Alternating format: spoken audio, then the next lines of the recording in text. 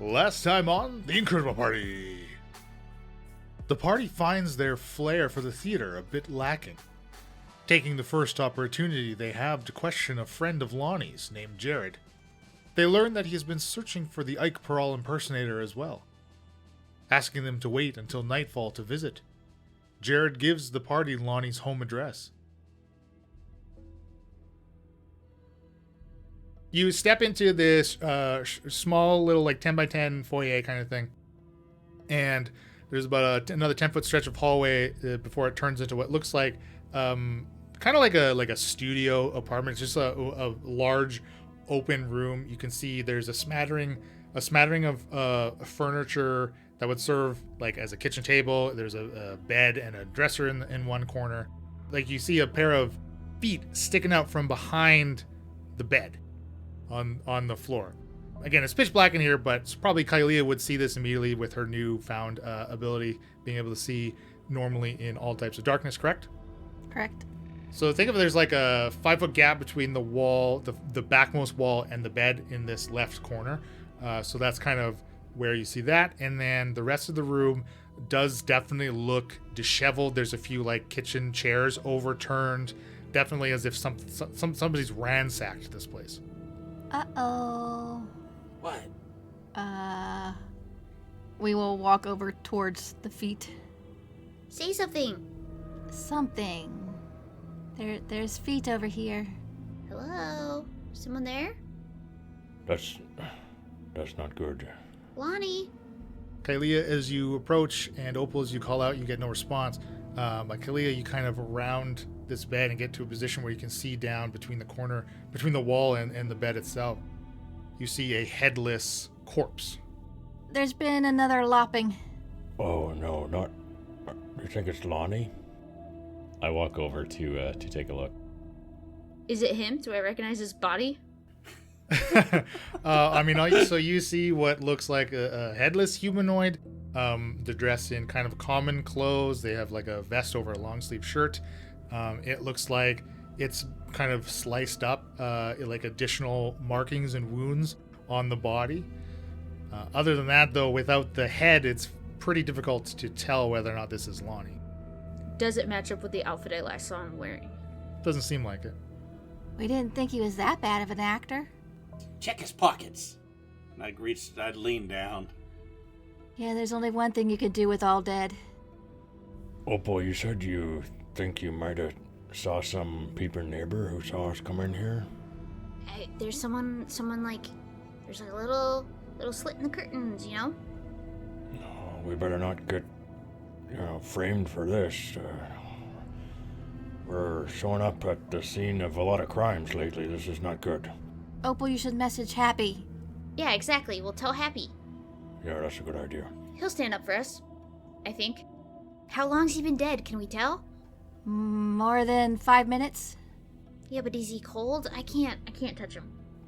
So, Rumpke, as you are searching the corpse, are you concerned about trying to figure out how long they've been dead for, or are you just searching pockets? I'm looking in his pockets to find out if there's anything that can identify this as Lonnie. And that's really what I'm trying to do. So, he's got a few like loose copper and silver pieces in his pockets, but kind of stuffed into like a back pocket, like almost like a rolled up newspaper, is like a bundle of pages. And you pull it out, and it seems like it's a script of some kind. It's called The Tale of the Tapir.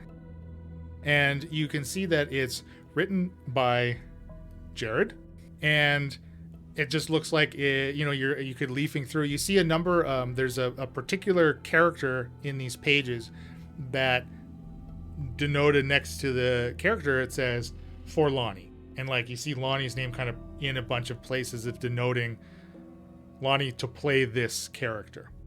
Apart from the decapitation, is there any other wounds that you could tell it was like he was beaten with blunt objects or sliced with a sword or something? You can give me a medicine check. It looks like a very big axe. I didn't turn him over yet. 7. There's clearly other like weapon wounds in him, like like defensive wounds, right? Like on his forearms and along his wrists and stuff, as if he's put his arms up in front of him to shield himself before being, cut and whacked with some type of bladed weapon. I think this is Lonnie here. I found this in his back pocket. It's a script of some kind from written by old Jared. We'll take it and start leafing through it and start reading it. What is each of your passive perceptions? 15 for Rumpke. 11. 15. 11 for Hellcrook.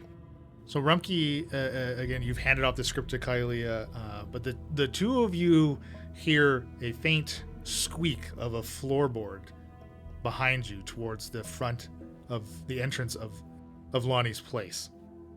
Opal and Hellcrook don't quite hear this. Oh crap, somebody's here. Did you hear that? Hey, who goes there? Show yourself. We shut the front door when we came in, right? That's correct. I want to throw my dagger at the noise. That's all right. Rumpke, do you wanna do anything? You have a chance to react because you heard the noise. Where we are by the bed around the corner, can we see the main hallway from where the door comes, or is it around the corner? You're a little obscured because of the length of the hallway, and so you can't see the front door, but you can see into the part of the hallway that you walk through. Okay, I think I'm gonna just sort of stand up and slowly creep over to where I can get a good view down the hallway, trying to stay out of sight. You could start to do that as Kylie throws a dagger into the dark. I would throw my dagger at the wall, trying to scare whoever it is, not necessarily at the person, but if I hit the person, oh well. Okay, make me an attack roll. 15. Your dagger, you hear a kind of a as you don't hit the wall, but you hit a figure. This figure kind of stumbles forward with your dagger in their shoulder, accompanied by 4 other darkly hooded figures. And the 4 of you recognize these. You've tangled with these cultists before in the maze at the planted head tree.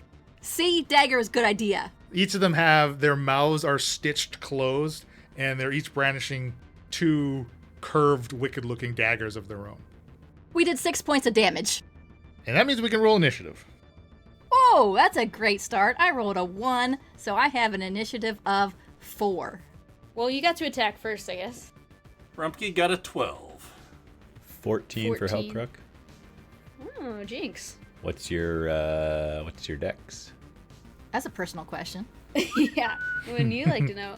2? -3. Ooh, monkey. Hellcrook, you are first. So, and now these 5 darkly clad cultist type people have come in.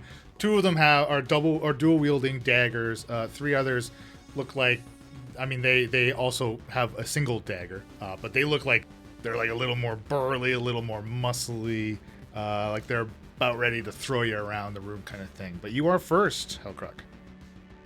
Hellcrook is going to not actually mechanically dash, but he's going to dash up to the one that Kylie just hit with her dagger, the one that's right in the front. And he's going to make an attack with his fists using his open hand technique. He's gonna slap him silly. Yeah, You betcha. slap off. Slap off. The slapper. That's his new nickname, the Slapper. Hellcrook, the slapper tread. Yes, I Wow. like it. That's your ring name if you ever fight with Rumpke up in the district. I like it. All right, it's a 21 to hit. That's gonna do her. It's a hell of a slap. A whole 5-finger discount right there. He's got really big hands. You know what I mean? I hate this so much. You know what they say about big-handed orcs? They drive carriages real good. Big gloves. Yeah. Big gloves.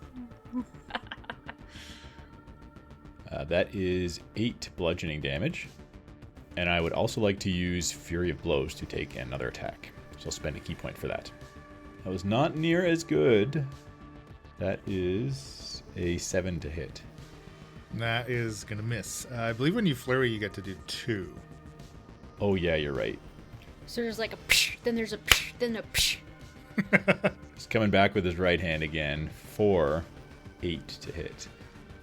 Oh, okay. Unfortunately, Son of you a know, gun. you left an orc hand-sized red print on this guy's face, almost breaking the strings holding his lips together. But your hand hurts just as much as his face, maybe. It's like when you high five too hard. Both your hands. Yes. Hurt. Opal. You guys don't seem friendly. And she's gonna cast the cantrip Acid Splash at the brute that Hellcrux next to, but I can also affect the cultists next to him. Is that going to hit Elkrook? No, it shouldn't. It says, you hurl a bubble of acid, choose 1 or 2 creatures you can see within range. If you choose 2, they must be 5 feet from each other. A target needs to do dex saving throws or take acid damage. So dex saves from the 2 in front. All right, the brute gets a 16. Cultist gets a 4. So the cultist takes 3 acid damage. The other one's fine. It doesn't say half. You're fine where you are. I'm gonna hide. Can I? Can I hide on the other side of the bed with the headless body? I mean, you can scramble over there and try to. I'll give you half cover over there because you're small. That's what I was gonna do. You can hide with me. Get behind her. It's 3/4. I'm pretty small. Yeah. So I'm just gonna kind of be like, and like run. Next are the double-bladed cultists. One of which circles along the wall past this empty wash tub right up to Rumkey. The second one kind of circles around Hellcruck and actually gets himself adjacent to both Rumkey, Hellcruck, and Kylea, almost like in the middle of this triangle the three of you are making. First cultist on Rumkey will slash out twice with the dagger. First slice, 18 to hit. Remember the old AC. Second is much, much lower. Cultist 2 on Kylea. First strike is only a 10. Miss. Second one, 17. Oh, that got me. 6 piercing from the dagger. But you will use his reaction, expending a charge. You see the blade. The blade like looks like it's glistening, like almost as if it's wet. And it's briefly like a pulse of light through its blade as it strikes you. Can you make a wisdom saving throw, please? Okay. That's 2 dice down now. That would be a total of a 2. That is a fail. You are paralyzed for 1 minute. A total of 2. So at the end of your turn, you can repeat the saving throw to end the paralysis. Next, Rumkey. Rumpke's going to move up 5 feet by cultist number 1, and the first thing he's going to do is try to punch him square into the gut to sort of double him over if he can. That's a 23 to hit. 12 bludgeoning damage right to the gut. And then as my bonus action as the old one too, I get to perform another unarmed strike. So what I'd like to do with that is grapple him and try to push his head down into the tub. Okay, there is no water in the tub. The tub is empty. Oh, there's soap in there. I literally described it as being empty. Ah. All right. Well, that's no fun. Okay, so we're just going to do another punch then. 22 to hit. Mm-hmm. 6 bludgeoning damage. As I, punch him into the stomach, he doubles over. I sort of lean back to take him. I look down in the tub and go, ah! Punch him in the face. And it was going to be a nose breather, right? He's gotta be. That's what I'm saying. And you get 2 muffled as you make contact with your fist. That's it for me. Cultist brutes are next. They flood into the room. 2 on Hellcrock. Well, 1 on Hellcrock and Rumkey each, and the third brute kind of next to both of them. That's fine. Hellcrook's not worried. First, reach out at Rumkey as he tries to wrap his arms around you. Yeah, that's not going to do. That's only a 14. Second one, though, as he swings around with his other arm. Only a 15. Okay. Setting target to Hellcrook now. Poor Hellcrook. Sorry, you're the easier target here.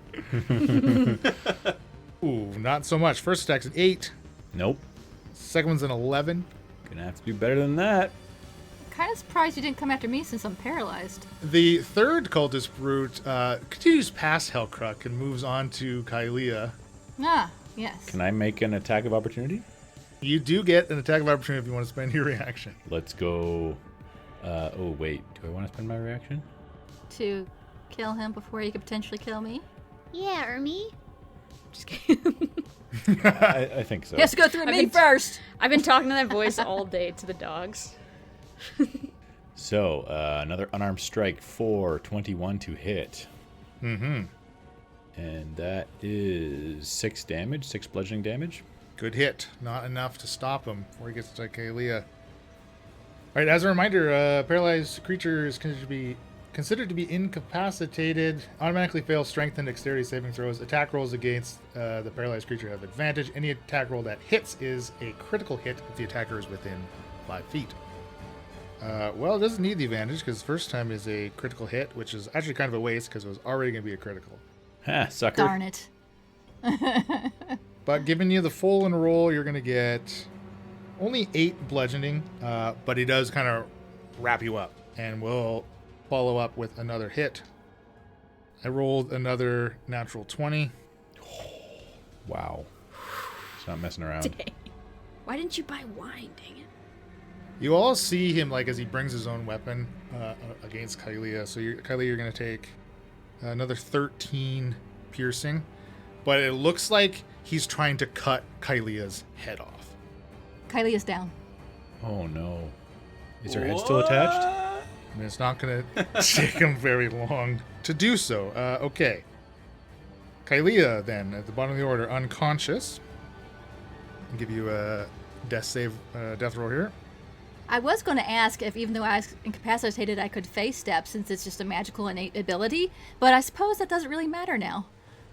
When you're incapacitated, you can't take any type of actions at all. So the answer is probably no. Back to the top with Hellcrook. This gentleman is going to have to answer to Hellcrook for that. I'll tell you what. Smack him real good. Spanking time. Come on, slapper. Get in there. So, it looks like I can move while still staying engaged with the... I was going to say this gentleman beside me, but he's not a gentleman. So I will do that. And which is the one that I already attacked? Brute 3 or Brute 1? Brute 1 and 3 have both been hit. And the one trying to cut her head off is the cultist or the Brute? 3. 3 has Kylea's unconscious body now in his arms with his weapon at her throat. All right. I'm going to focus on him. Let's go. Nat 20. Okay, there we go. What? I guess they can go both ways. That's what I always say about natural 20s. They always go both ways. Roll was not that great. So it gets max damage, which is 1d6 plus 3, and then plus my roll. Is that right? Yep. So 9 plus 2, and then I also get to add plus 1 strength to my bludgeoning damage. 12 bludgeoning damage. How's he looking? Good hit. He's looking okay. He's not quite bloodied. Oh. I'm going to attack Gosh, again. dang it. My ring. It kicks in when you're bloodied, right? Protective ward would have sprung up, and the ward has 10 hit points. Okay, so does that mean you're still conscious? Yeah. It took me down 1 below. So when I took the second hit, or the first hit, before he tried to cut my head off, my ring would have sprung up a protective ward around me that would take a maximum of 10 hit points. Take a maximum of 10 damage. Okay, so that stopped you. You're no longer unconscious then. Yeah, stay away from her head. So that means you would still been conscious for at the end of your turn 15. Let's go. That is a pass. You are no longer paralyzed. You are currently grappled by this cultist brute, however. All right, so Hellcrux, then you come in, you crit, and your turn's not over.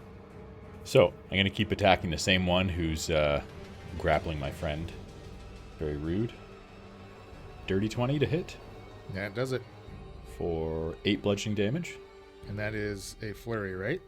Yes, I'm spending a key point. And then on a hit, thank you for reminding me, my open hand technique allows me to impose an effect.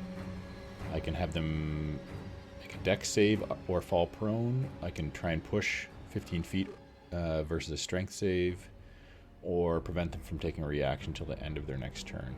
So how would that work for someone who's grappling someone if I were to try and make them fall prone or push them? I say you'll break the grapple if you knock them prone.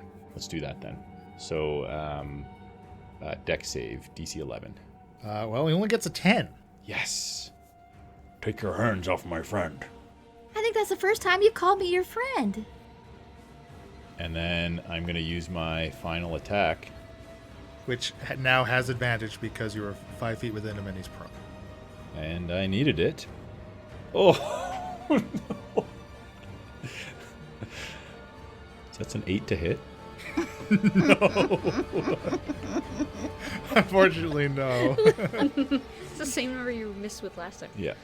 My first roll is a 3, and then my second roll is a nat 1. All right. After Hellcrux is Opal. Opal is going to take out her experimental elixir, worth 12 hit points. It's a healing elixir. Hand it over to... Didn't we say it was like a bonus action to hand, but I could use my action to administer it type thing? You can give it to her for free if you want a free object interact, but if you want to administer it for Kylie on her behalf, it'll take your action. But you can hand it off for free, and Kylie can bonus action to drink it on her turn. I will hand it to her and be like, Let me handle this. I'll hand it to her, jump onto the bed like a little child, and fire an arrow at the cultist brute number 3 that's incapacitated. Prone. Keep in mind, if you are making a ranged attack against a prone creature, your attack has disadvantage. Really? Yes. It's like you're Oh. low and taking cover, basically, from it. But if you're within 5, you have advantage. Opal's gonna hop on the bed, and then she's gonna cast Firebolt at the brute. Is that with disadvantage still? Yeah, because it's still a ranged attack. But that's fine. I'll do it. Okay, I mean, you also don't need to attack the one that's prone. There's 4 other targets that you can But it's attack on Kylia. normally. I need to save her. She's my friend. Okay, no, I just... She's just jealous of Hellcrux' really effective turn. I wish I was a better liar, but I'm not. That's a 7 because I rolled a 1. So you critically failed, is what you're saying. Yeah, but you can't critically fail an attack. It's just skill check, right? Oh, is that so? We've talked about this. I'm just kidding. I failed. Critically, yes, maybe. Just a little. Just a little critically One failed. could call it that. If you drink that potion, it's 12 hit points, by the way. Gracias very much. So when you critically fail, the next attack made against you is made with advantage. All right, the dual-wielding cultist now. Still one on Rumkey, one next to Hellcrux and Kylia. The one's going to stay on Rumkey. He's just going to try to keep hacking away at Rumkey here. First strike, 21. Yep. 18 on the die. I need to basically crit you. So he'll slash out. You will take 6 piercing, and he too will use his reaction, that glimmering blade kind of spark of light, and you can make a wisdom saving throw, please. 10. Ooh, that is a fail. You are paralyzed for 1 minute. You can repeat the save at the Frick, end of your guys. turn. He will follow up with another strike, which now has advantage. That's still only a 13 to hit, so that's just nothing. I'm still pretty mobile when I'm paralyzed. Apparently. He's swaying back and forth. Cultist 2 on Hellcrux with his dagger. Ooh, only a 9 to hit with the first attempt, Nope. and a 9 again with the second. All right. Rumkey, you're next. So You're paralyzed when you're incapacitated, but you can try to repeat the saving throw here. It's a DC 12. 8. Okay, still paralyzed, unfortunately. The brutes now. Brute number 3, the one that Hellcrook is knocked prone, by far the most damage. He is bloodied. Instead of getting up, he kind of like gets to his knees, doesn't stand all the way up. He starts punching into the wooden floorboards. What? What is he up to? Like trying to break through or just causing a noise? As he makes contact once, twice, the floor begins to splinter around where he's punching.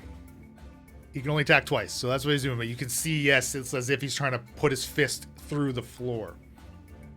Are the houses built right over water, or there's land beneath us? As far as you know, you're on, like, there's, you know, you're built on Earth, like or on, like, soil or terra firma, basically. You do know, you can kind of hear, even amidst the sounds of battle, right, coming in, like, you can hear the flow of the canal, basically, outside of this back window. And, you know, the drapes are kind of closed, but were you to look out there, the canal is basically, Lonnie's place is on the edge of the eroding islet, essentially, looking into one of these canals. Brute 1 doesn't need to worry about attacks of opportunity from Rumpke anymore. So he'll circle Hellcrook. Brute 2 is going to make a beeline for Opal. He leaps up, again, circling Kylea, but leaps up onto the end of the bed with you, Opal. Because it's fun to jump on beds. Yeah. You kind of bounce up about a foot as he hits the end of the mattress. All right, Brute 1 on Hellcrook. First strike is only a 7. Nope. Second swing, 16. That will hit. All right, that's going to do 6 bludgeoning. And you are grappled as he wraps you up. Opal, same thing's coming your way. Oof, only an 8 Misses. and a 9. Oh my god, you're just too small. You're too small and you're too bouncy. I've jumped on a bed in my day. Kylea. You're not purposely not attacking me to try to not kill me, are you? Definitely not. Okay. I want to face step across the room and take the health potion. Glug, glug, glug. It tastes like your favorite drink, too. I can just, like, add that flavor. Oh, Opal, this is so good! So his phase step takes your action. It's a bonus action. So is drinking the potion. I was hoping that, like, you would let me, like, do that as my action. Look, what do you want? You want me to attack you to kill you? Or you want me to play by the rules here? What do you want from me, huh? I will face step to get away as my bonus action, and for my action, I will shoot my longbow. How's that? I like it. 15 to hit. Cultist Brute number 3. Oh, he's prone on the ground. He did not get out yet. He's still prone. But he's beaten into the floor. Mm-hmm. And my second roll for my disadvantage would be a 21. Okay. 15 stands or whatever the lower one was, but it still hits. 13 points of damage. 2 of that is bludgeoning, thanks to Seishadal. I don't even want to ask what Seishadal adds to make it bludgeoning. Attitude. Okay, back to the top with Hellcrook. Kylea's skin has gone very blue, almost white, because she is quite sad because she is not feeling good. Hellcrook, you're still kind of surrounded here. You got the brute mounted into the ground. You got a brute that's upright, and the dual-wielding cultist still on you. Oh, aren't I grappled? Yeah, the brute has you grappled. And does that affect my ability to attack? No, actually, it doesn't. There's no disadvantage or anything. Okay, I will, I'm happy to just, if he wants to give me a big hug, that's fine. I'm going to, I don't like what this cultist is doing, banging the ground, so I'm going to try and finish him off. So I'm going to attack him. And still prone, so you're within 5 feet. You have advantage. Okay, I think I need it. Oh, Hellcrook, come on, buddy. That is 16 to hit. Yep. Yes. Okay. 10 bludgeoning damage. Okay. Still up. Barely. As you pound down into him with the slapper, like he's like frantically, putting his fists to the board. He's like goes limp briefly, like you daze him, and then he's like really groggy. I will bonus attack, bonus action Fury of Blows. See if I can take him down. All right, that's better. 19 to hit. Max damage. 14 bludgeoning damage. Okay.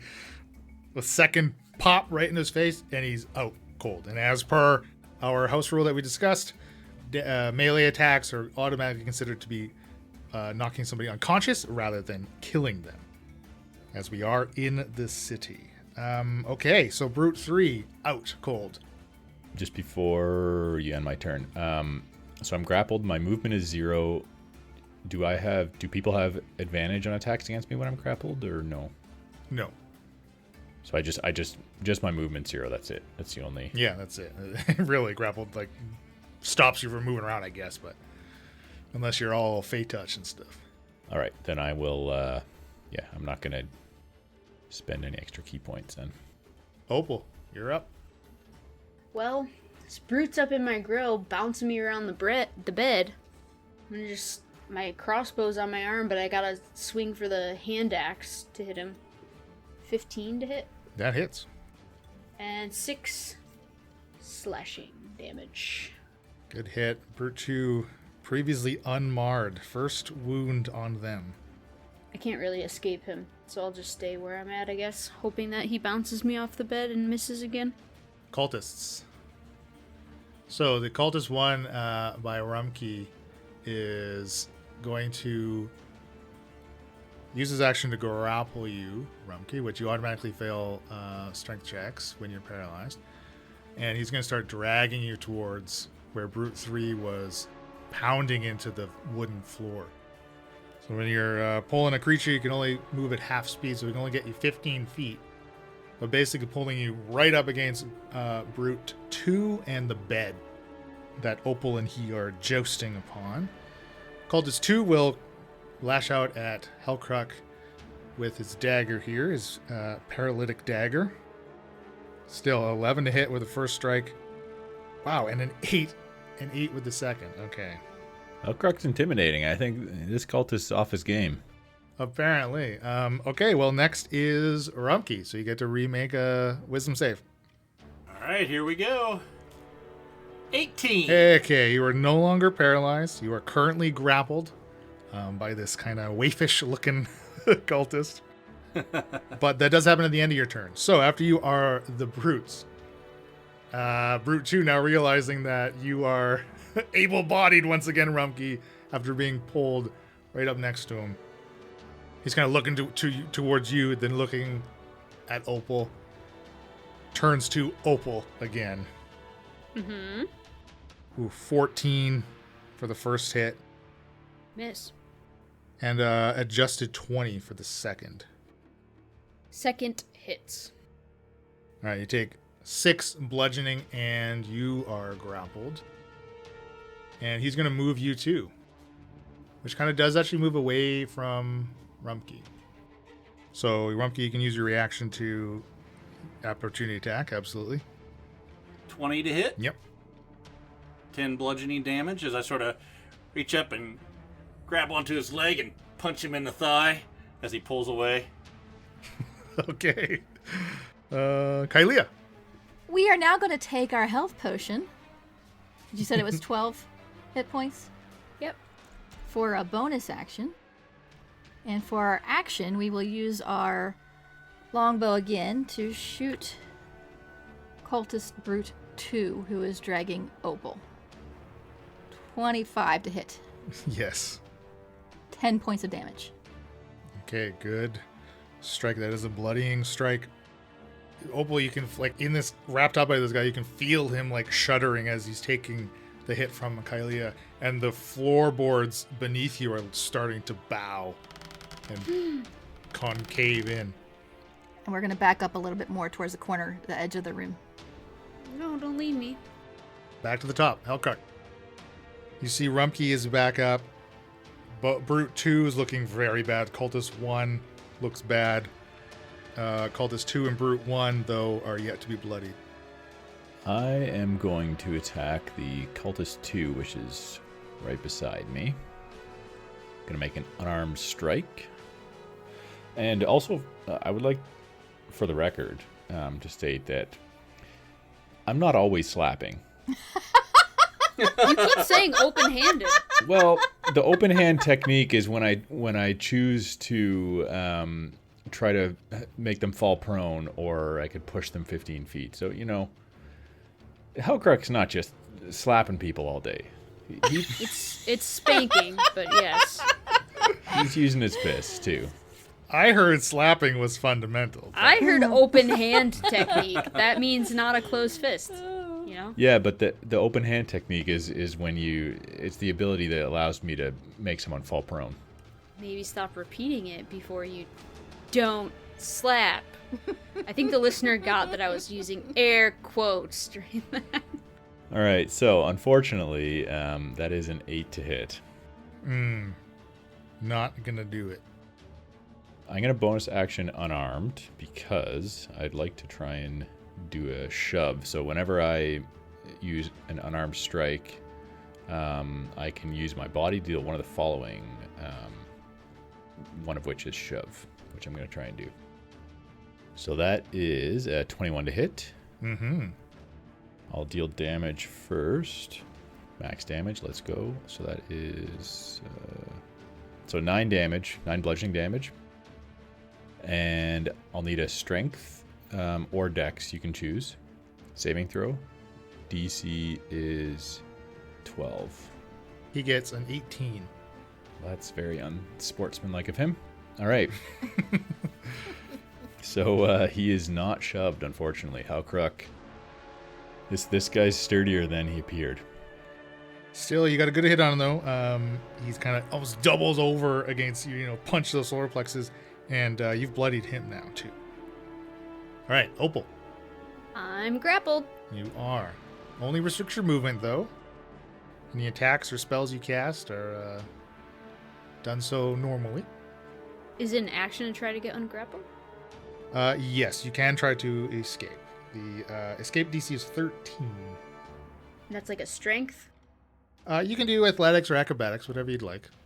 Not very either of those.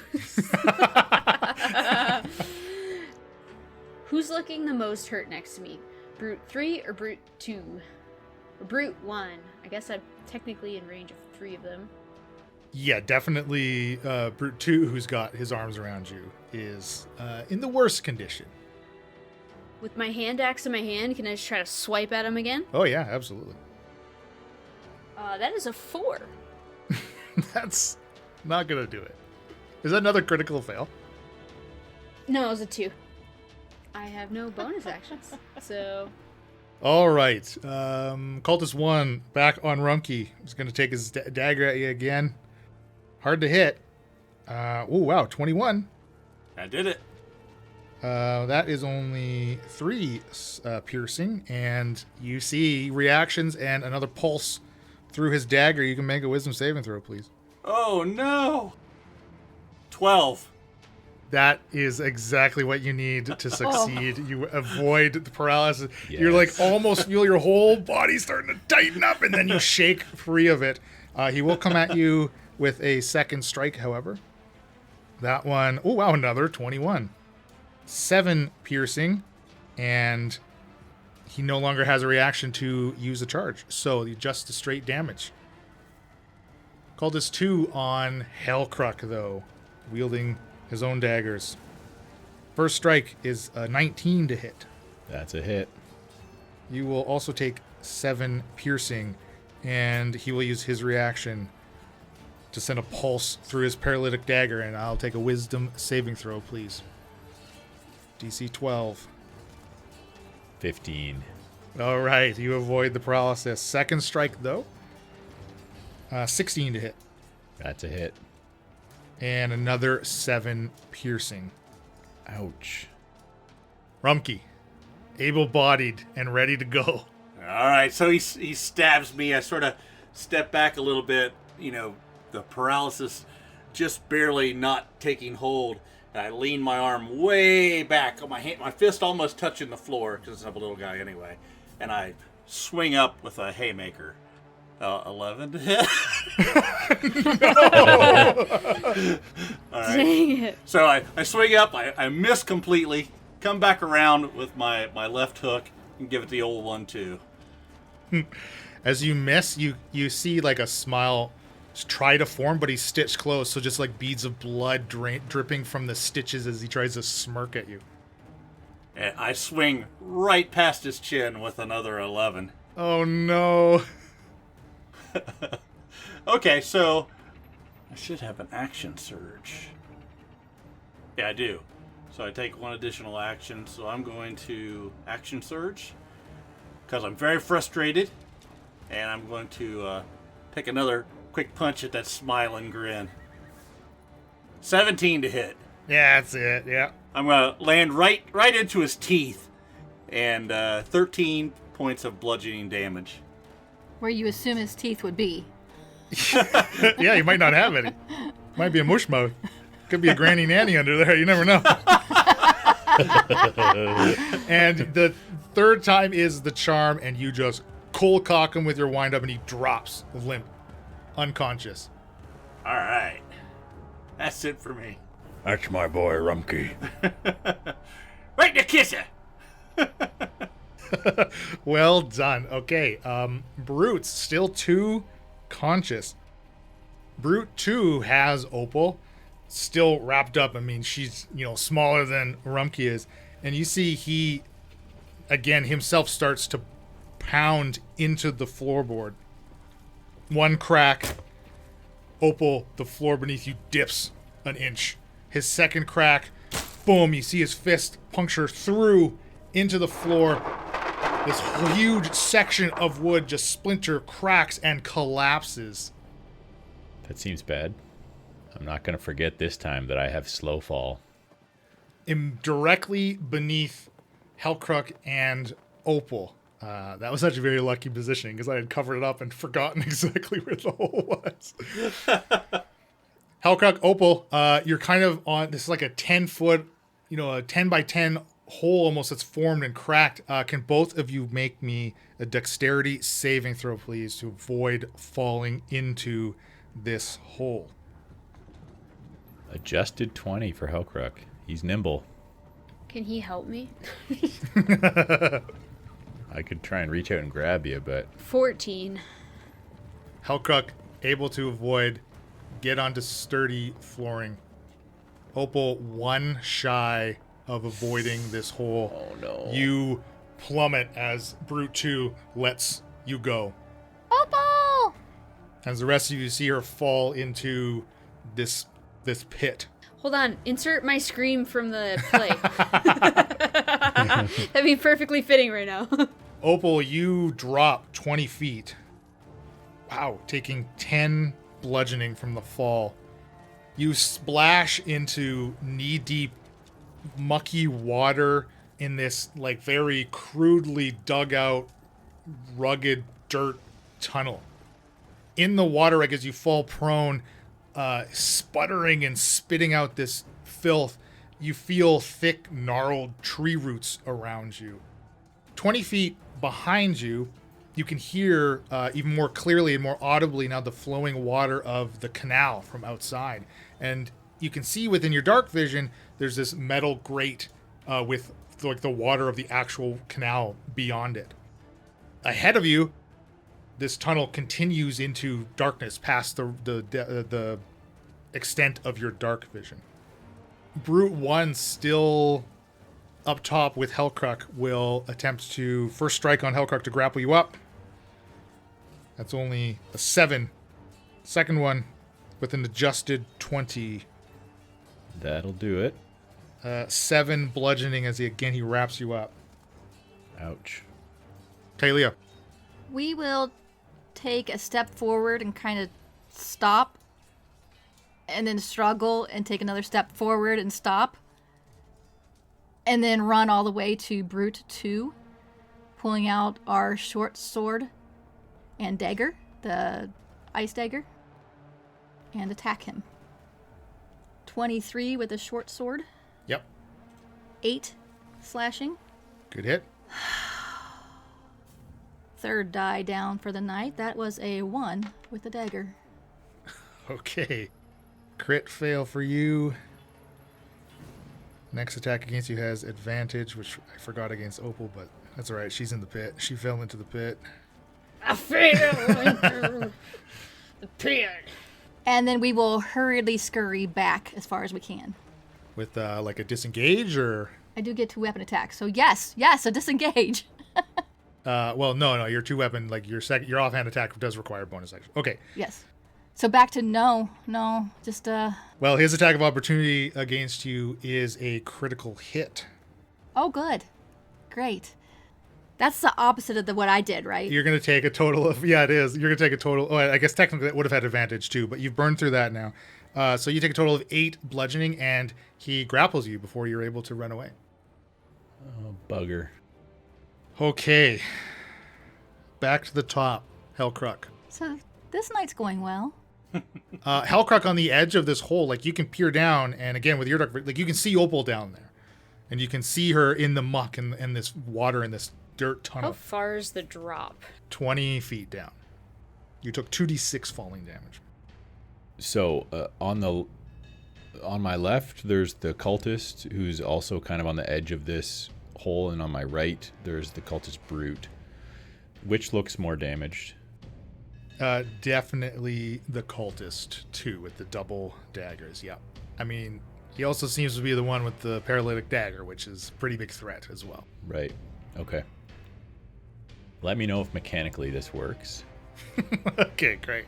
I love it when you start with that. Do me a favor and explain to me how my character works for a moment here, Leland. Okay, so Hellcruck's, one of his reactions is slow fall. I can use my reaction when I fall to reduce any falling damage I would take by 20. So if I were to fall, or like let myself fall or jump or whatever into the pit, I could reduce the potential damage by 20. Yes, absolutely. No guarantee that I wouldn't fall prone, though, I'm assuming. No, if you fall and don't take damage, you do not get knocked prone. The prone is as a result of taking damage. So yeah, your slow fall, you'll land on your feet. Okay. And that would be my reaction, so I'd still be able to use an action to make an attack of some sort, or do whatever with my action. Opal, what's down there? Are you okay? Are you hurt? Are you stuck? I'm fine. Save everyone. Get rid of those guys. I'm doing it. Okay. Hellcruck is going to jump down into the hole. Do you want to attack first, or do you want to have your action for down there? I'm gonna use my action down there. Okay. Okay, well that means the cultist 2 actually doesn't have his reaction for an attack of opportunity because he tried to use it on you with the dagger, but the brute 1 will get an attack of opportunity against you. Only an 11 to hit though. That's a miss. And as you see Hellcruck falling, he seems kind of like unnaturally graceful, almost as though he slows a little bit during his fall. He uses his slow fall ability to reduce damage by any potential damage by 20. All right, and on 2d6, I cannot roll more than that. So you land on your feet. You splash. You see what I described to Opal. You're in this tunnel. Again, kind of behind the two of you is what looks like back towards the canal, 20 feet. Darkness ahead in this tunnel, and clearly like a collection of thick roots in the water at your feet. Okay. I told you I was fine. Do you want to do anything else down here? You still have your action and everything. Hellcruck has one item that he's been holding on to from his mother. It was a hair tie that his mother used to use to tie her hair back, and it was inlaid with a green gemstone. Now, obviously, Hellcruck doesn't quite have enough hair to be using this, so he has it wrapped around his forearm. He kind of reaches over and touches the green gemstone, and sort of you see his eyes almost just glaze over for a moment, and he casts Thorn Whip, targeting the cultist that is right up at the precipice. So I make a melee spell attack. But what would I add to that, Leland, if it's a melee spell attack? You can add your wisdom modifier. So that is 15 to hit. Yes, that hits. And so they will take 2 piercing damage. And if they are large or smaller, they will be pulled up to 10 feet closer to me. Okay. You whip up there, like wrapping around his leg, and just yank him 20 feet down. He takes 9 bludgeoning from the fall, leaving him barely still conscious as he splashes into the water around you, and he's trying to sputter. He seems like breathing out of his nose like a spray of water and snot as he's trying to clear his only passageway to breathe. So you've eliminated one more from up there. Does Rumkey get an opportunity attack? No, he doesn't. You're forcing the move. All right, fair enough. Okay, Opal, you're up. So you've got Hellcrock between you and this cultist now, down here in the water. And would he be prone because he took damage? He's prone, yeah, he's prone in the water. This tunnel is like, it's 10 feet open in some sections, but narrows down to like only 3 or 4 in others, like kind of around you. Like, again, it's like as if the earth has kind of crumbled around these growing roots to form this tunnel. I'm gonna run up to the cultist number 2 that had me grappled with my axe in my hand, and I'm gonna go right at him. Okay, you can definitely get to him. And you have advantage because he's prone and you're 5 feet next to him. 16. That hits. 3 slashing. And that is enough to conk the side of his head and knock him right out. Good job, Opal. Yeah. How are we gonna get back up? Why did you come down here? Well, I don't know. The moment struck me, I guess. Seemed heroic. Wow, both of the cultists are out. Rumkey, it is you and grappled Kylea up here, still 2 brutes up and moving around this hole now. I see the one fall. It sort of gets wrapped around and falls over the side. I'm sort of was eyeing him, and then I turned back, snap my neck back real quick, wipe my face with my fist, and then give him a punch to the gut. That's a 12 to hit. That's a miss. All right. So then, as the old 1-2, my unarmed strike, I'm just going to shove him into the hole if I can. So the target must succeed on a strength or dex, you choose. Need a DC 15. Only got a 10. All right. I swing, I miss, and I start looking at him. I just push my hands and I push him off to the edge. Here's another one for you, Hellcrook. Yeah, keep them coming. He plummets, taking 11 bludgeoning.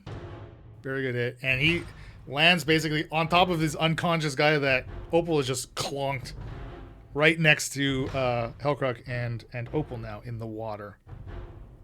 The brutes are next. So, Brute 1 that Rumkey just pushed in the hole, he stands up using half his movement and is going to actually disengage from Opal and start running down the tunnel.